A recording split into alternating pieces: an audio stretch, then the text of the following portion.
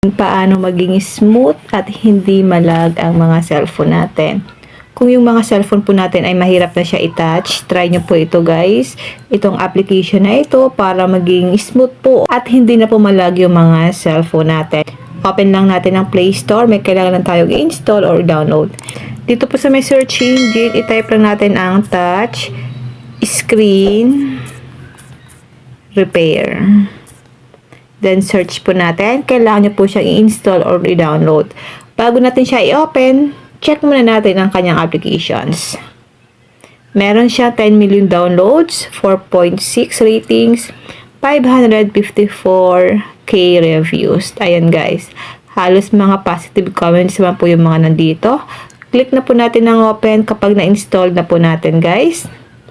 How it works, the app takes response times from 4 parts of your touchscreen.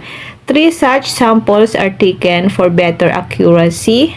Using these values, the app applies a uniform response time throughout your touchscreen to give you a smoother user experience. For best results, make a single quick tap. So, kailangan daw po, mabilis lang yung pag-touch natin. Don't make long press.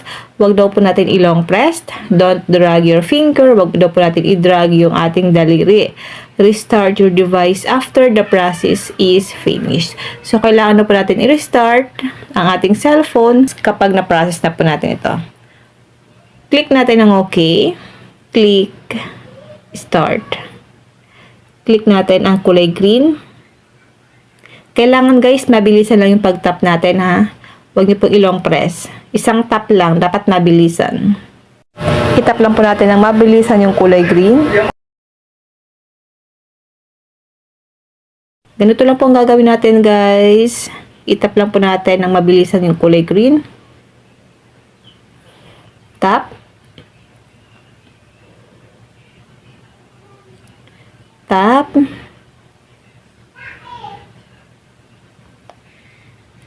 Para maging smooth po yung ating phone.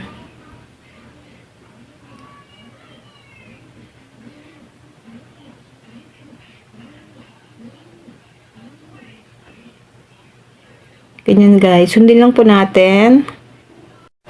Sundin lang po natin para ma-repair ang ating mga cellphone.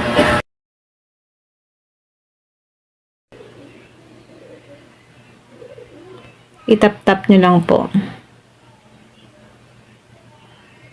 Please wait.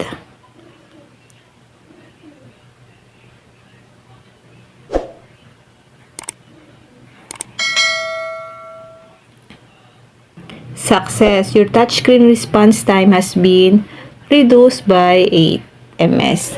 What this means, your touchscreen will respond better to touch lags are reduced. Typing on your keypad has become easier. Click na po natin ang close, then restart na po natin ang ating cellphone. Ayan guys, na-restart na po natin ang cellphone ko. Isa lang kasi guys ang gamit kong phone. And smooth na po siya gamitin. Ngayon punta lang tayo sa ating messenger.